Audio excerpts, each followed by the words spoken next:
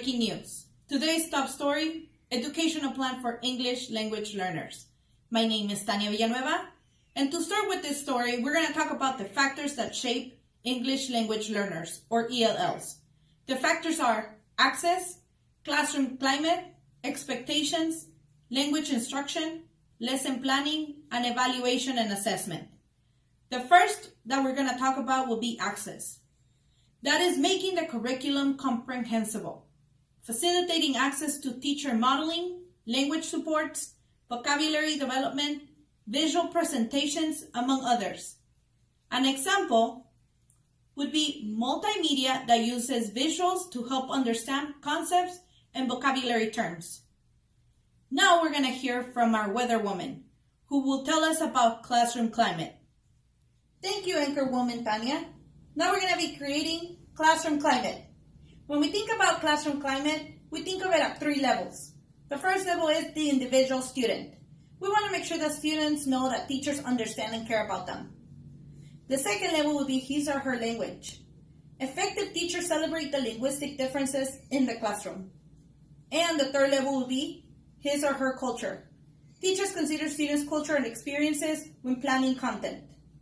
We also want to make sure that we create an environment that values diversity and builds on the different ways of learning. You want to make sure that you can build partnerships with home and community.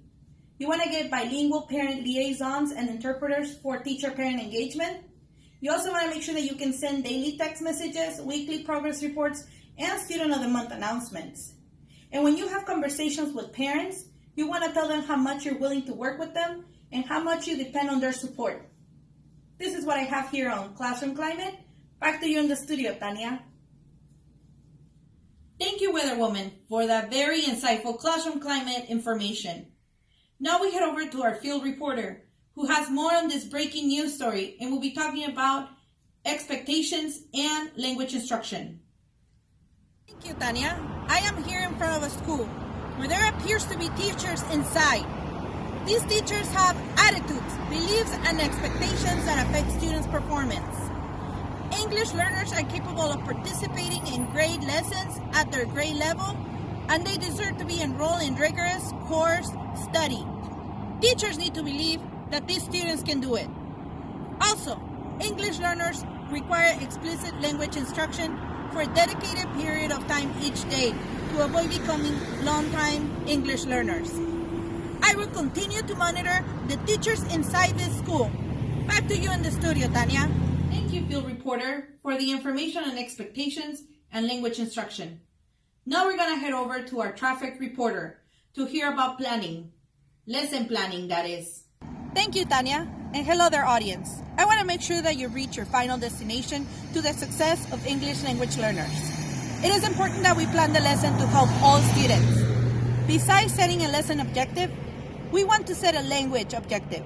Language objectives are a powerful first step in ensuring ELLs have equal access to the curriculum, even though they may not be fully proficient in the language. To help ELLs, you can accommodate or modify the lesson. Accommodations are adaptations that provide access to the curriculum without altering the learning goal or grade level standard. Examples of adaptations are completing tasks orally, extended time, prompts and cues, or even highlighting. If you modify the lesson, then you are making changes to the curriculum and assessment.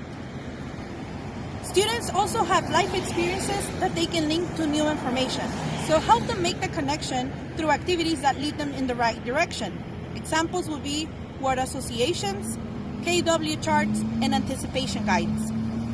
For the evaluation and assessment of ELLs, you want to do the tough but fair approach, where the grades are not a final mark on the report card, but more indicative of the process of teaching, learning, assessing, and communicating. Select assignments, tests, and projects that reflect and measure what you value most as a teacher. Provide a variety of ways to earn credit. For example, creating a poster or a graph, vocabulary puzzles, demonstrating an experiment or a process, journal logs, and many others. Finally, be clear about the grading system and standards. This will help you guide to your wonderful destination. Back to you on the studio, Tannia. Thank you, traffic reporter for the great information about planning our lessons. To continue on this story, here are some activities and instructional strategies to support our ELLs. The first one, scaffolding understanding. That means increasing autonomy over time. Provide scaffolding support and removing the supports as the student's skills develop. The second one would be purposeful grouping. ELLs need to be given opportunities to have interactions with peers of varying English proficiency levels. The third one would be background knowledge. Provide ELLs with the relevant background knowledge about the topic to be discussed in class. The fourth one is extended discussion. ELLs learn vocabulary best through extended discussions with their classmates. The fifth one would be valuing linguistic differences. Treating cultural and linguistic differences as resources rather than obstacles. Well, this brings us to the conclusion of our breaking news story. My name is Tannia, and thank you for letting us provide you with an educational plan for English language learners. Good evening.